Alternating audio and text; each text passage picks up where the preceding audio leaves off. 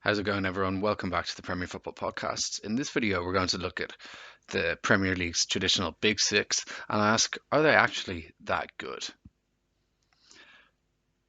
Over the past 2 weeks, obviously, we've got into the first round of knockout fixtures in the Champions League and the Europa League.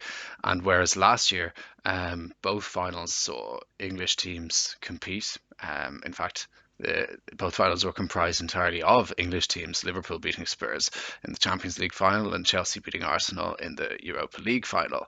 And while you wouldn't bet against the likes of Liverpool and Arsenal getting to the higher stages of the Champions League and Europa League again, respectively, this year. Only Wolves have really stamped their authority on the tie in either the Champions League or the Europa League so far. They beat Espanyol 4-0 last week, and whereas Arsenal took a valuable 1-0 lead away from Olympiacos in Greece, and you'd expect them to better that result and go through this Thursday. None of the other English teams have registered a victory in either the Champions League or the Europa League. Of course, Manchester City are yet to play. They play Real Madrid in the Bernabeu tonight. Um, I would not be putting money on them winning, but at the same time, I wouldn't be surprised if they got something out of it. But it's just interesting to ask the question: are these teams the big six in the Premier League actually that good? If you look at the domestic table, Liverpool obviously flying ahead on 79 points. Then you have Manchester City second on 57, Leicester 50, Chelsea 44, Manchester United 41, Tottenham 40, Sheffield United 40, Wolves 39, and Arsenal down in ninth on 37 points. Only Liverpool are stamping their authority on the league this season. They're flying ahead. Manchester City are doing quite well. What Liverpool's doing is insanely good, and obviously Leicester are definitely punching well above their weight there. And credit to Brendan Rodgers and his coaching staff and the players themselves. Then you have Chelsea in fourth place on 44 points, and they've really been stumbling. They had a good start to the season, which has kind of propelled them up to fourth place and kept them in amongst the Champions League places so far. But you can't say that they're doing anything special. Um, Albeit in under trying circumstances with their transfer ban, although that was lifted in January and they decided not to sign anyone. Manchester United next in fifth. I think if you asked any Manchester United fan, they'd say that Ole Gunnar Solskjaer is not doing a good job, and the fact that they're in fifth is credit to his better players rather than himself. Although I was actually thinking of doing a video recently on Ole Gunnar Solskjaer and asking was he actually doing a good job, and I might still do that. I still don't think he's a great manager. And then Spurs in sixth on 40 points. Arsenal in ninth on 37 points. You can't say that either of those three teams, Manchester United, Spurs, and Arsenal, are having good seasons domestically at all, although they are all still in Europe. And how are they faring in Europe so far? Spurs lost at home to RB Leipzig, who are a very good Bundesliga side. But if you're looking through their team, they're very good collectively, but there's only a couple of kind of standout players. You think of Timo Werner, their striker, and David Upamecano, their centre back.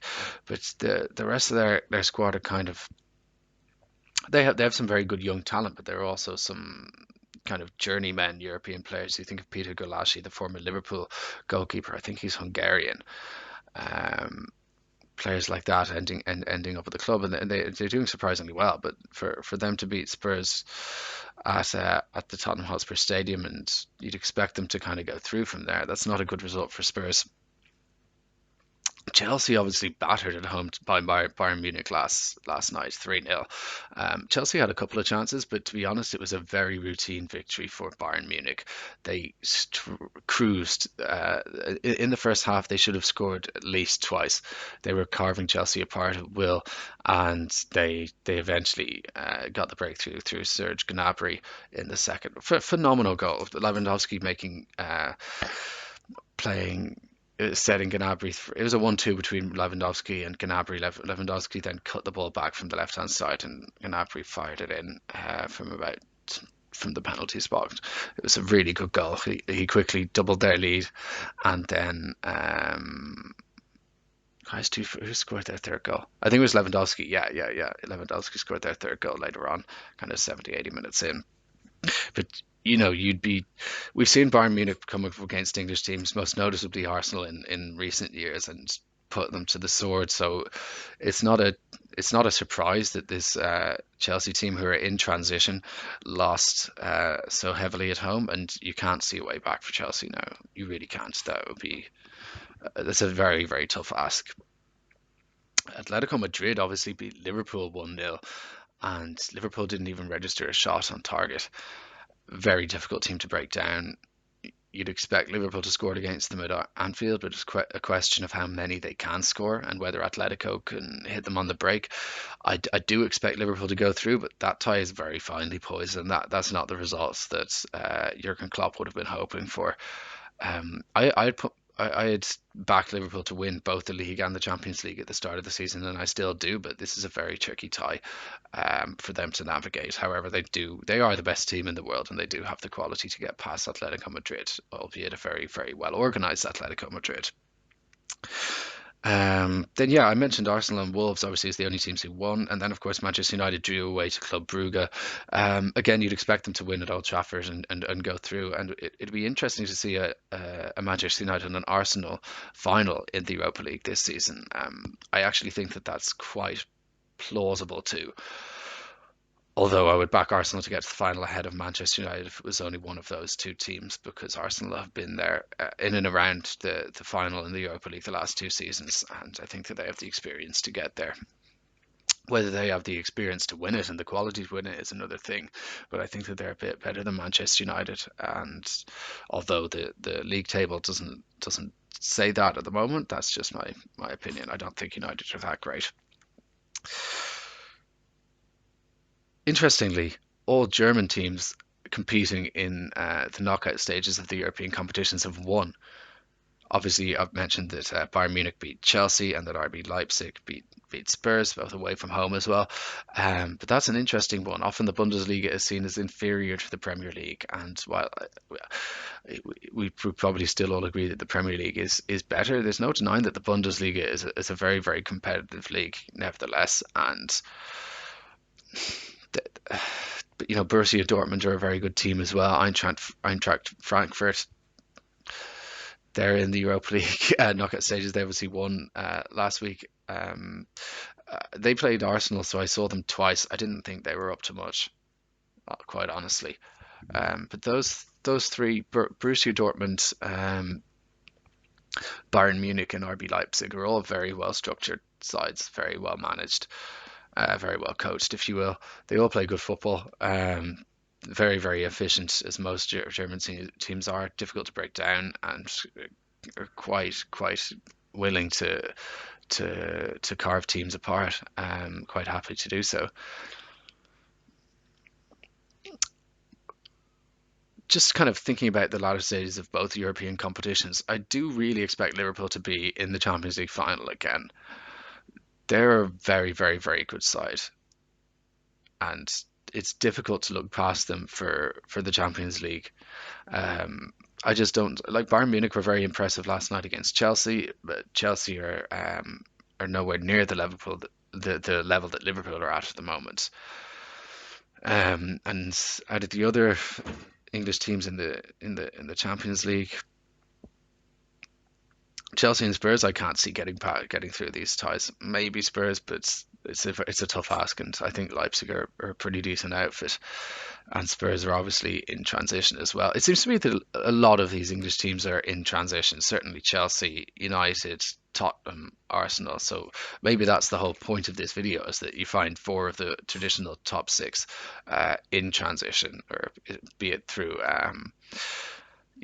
sacking managers in the past 18 months and not having the time allegedly to bring in the players required. They are all definitely rebuilding. It's City and Liverpool who are at the top of their game at the moment. And on City, I can't see them getting past Real Madrid. I just can't. I think Real Madrid will be. Zinedine Zidane has been there too many times. Tonight, well, if City are able to take something from the Bernabeu tonight, they'll be in a strong place. But my money would be on Real Madrid to progress there. Then going into the Europa League, I mean, massive credit to Wolves, and they're obviously not in the traditional Big Six in England, and they finished seventh last year, and they're currently eighth. But to be able to come up from the Championship, finish seventh, get into the Europa League, get comfortably into the Europa League knockout stages, win your first tie 4-0.